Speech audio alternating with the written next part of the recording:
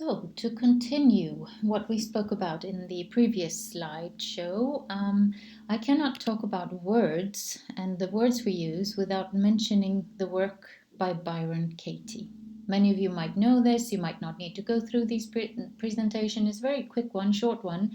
I'm just going to introduce you into the insight why we're doing this kind of work and what it helps you actually uncover and how you can feel better as a result if you start to look at the sentences that you're using in your mind, twist them around, and start to question them. So, Byron Katie has done humanity a big service by introducing this kind of work because it takes it into perspective. It sort of helps you see what it is that you're actually saying to yourself. It evolves around understanding how your mind works for you, the limits that we put on ourselves by speaking the way that we do. There is an app. I think it costs about 25 cents to put it into your phone. There's online material, videos, YouTube, website. I'll come back to that. But you can get to this work by different means. So the idea is to become aware. And the work gets you familiar with questioning, that little voice in your mind that is coming up with all kinds of limits. No, you cannot do this. That one doesn't like you. You can't be visible. You can't raise your prices. Nobody's going to want to buy from you. There's a little voice in your mind. And there are many books where you can kind of read about this. And as an entrepreneur, you would have read a lot of these books. But there is one particular book that I find easy for my clients to understand the analogy of the chimp paradox, where you talk about the chimpanzee that lives in your mind and is yapping all the time. And that's that little voice that takes over and sits in the driver's seat and drives you into that pit of despair because you actually listen to that voice and you allow that voice to speak uninterrupted. But if you look at that chimpanzee in your brain going yappity yap and telling you, limiting you all the time, and if you actually take a moment and breathe and start to doubt whether that sentence is actually the truth or not, then you can ask yourself these kind of questions. Is this actually true? Let's say you come up with a limiting belief around yourself. Um, Nothing that I do is worth anything. Nobody wants to buy from me. I'm not the most fun person. Nobody wants to spend time with me. What I want in life is not available to me.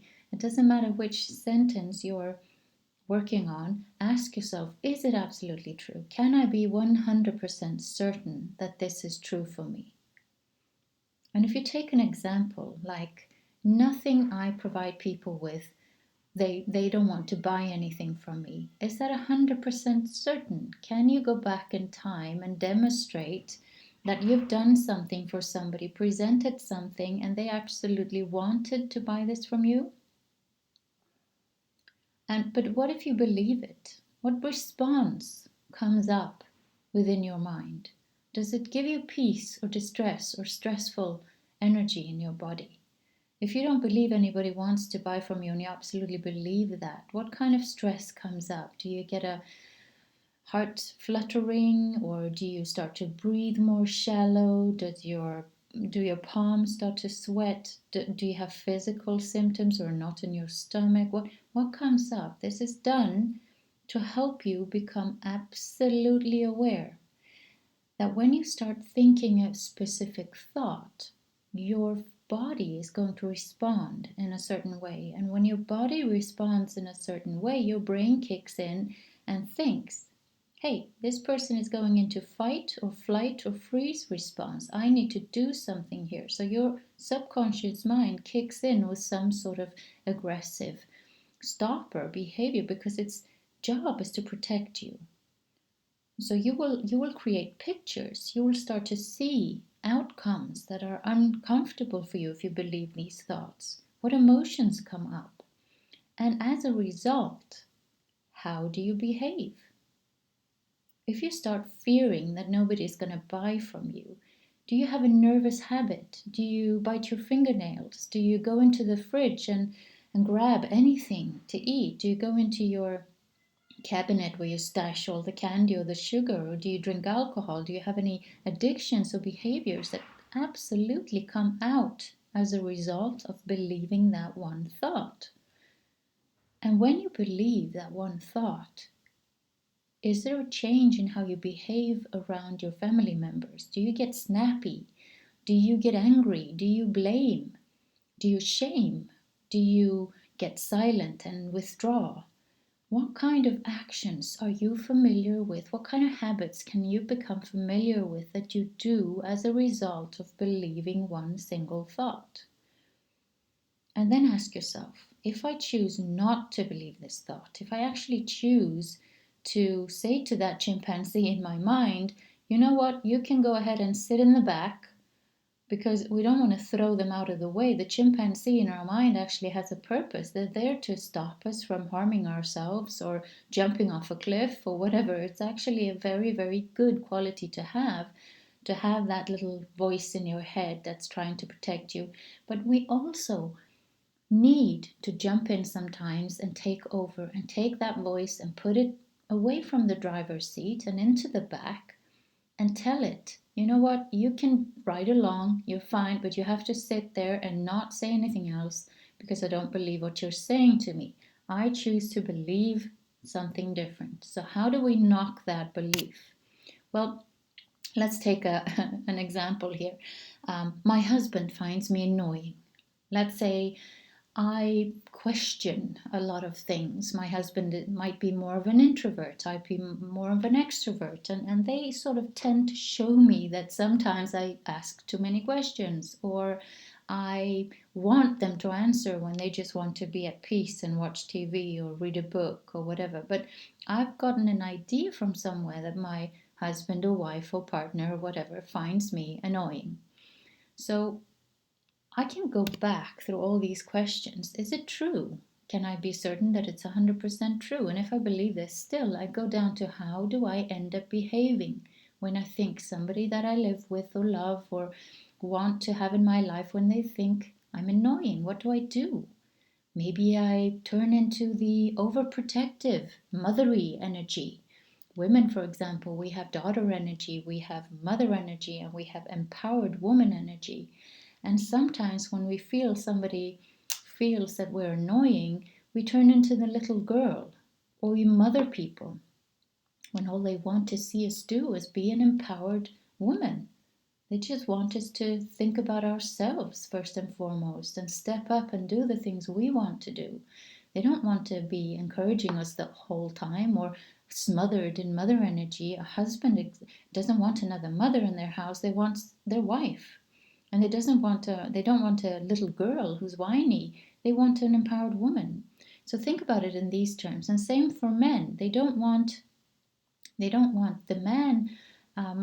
They might, when the woman withdraws or behaves in a certain way, the man might go in circles and try to behave in a way that gets the woman's attention.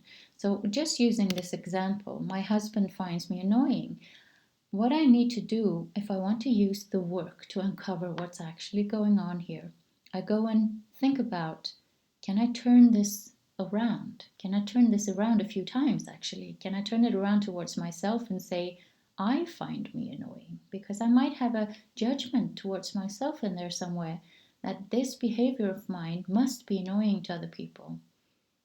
Can I turn it around and think about towards the other person? Because if I'm experiencing somebody finding somebody annoying, is it possible that I find some aspects of my husband annoying?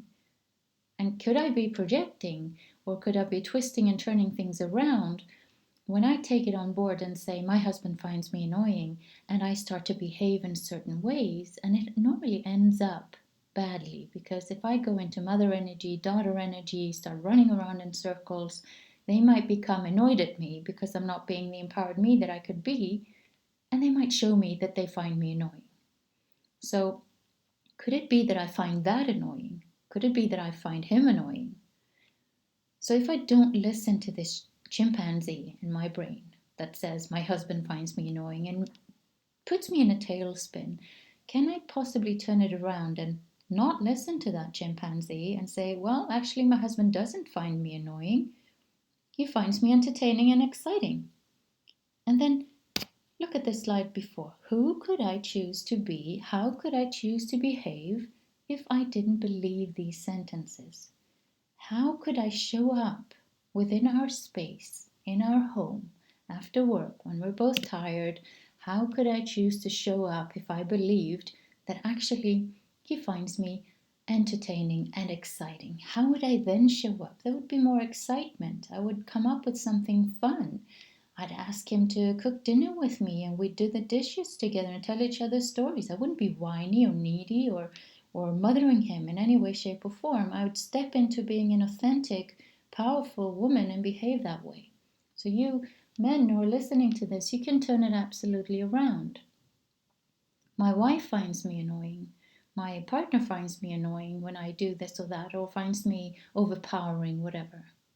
Can I turn it around towards myself? I'm overpowering. I find myself annoying. Or I find her to be annoying. Do I judge?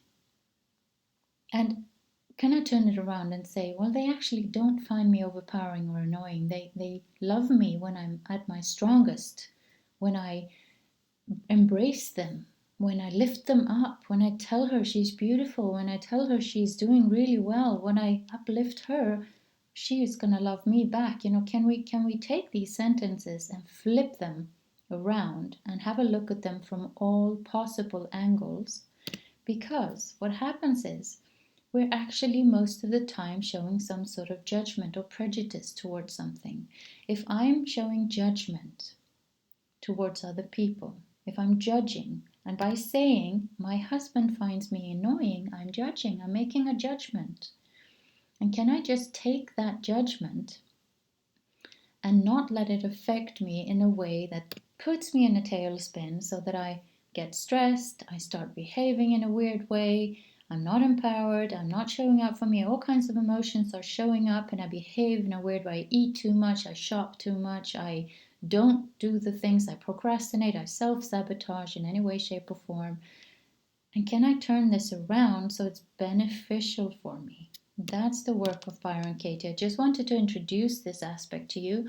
There is a website, there's an app for your phone, there are YouTube videos. On the website, there are actually steps you can go through. You can watch some videos, and it's just done to help you let go of your limits, of your judgments, and to help you absolutely look at yourself in a loving, kind, accepting way without any judgment, because then you become limitless.